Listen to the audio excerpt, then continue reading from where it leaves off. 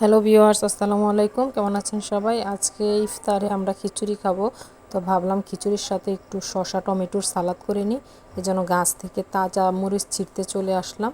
আমাদের গাছের এই মরিচগুলো খুব ঝাল, এই জন্য 2টা মরিচই নিলাম সালাতে দেওয়ার জন্য। তো এই তো আমি সালাদ কাটতে বসে গেছি।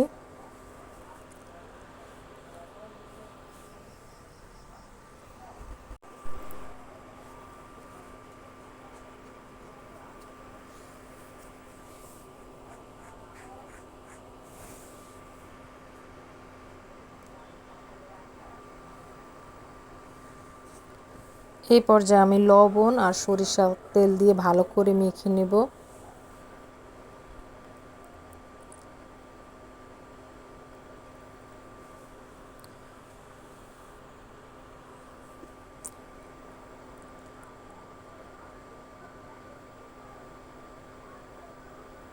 তো দেখেন আমার মাখা হয়ে গেছে।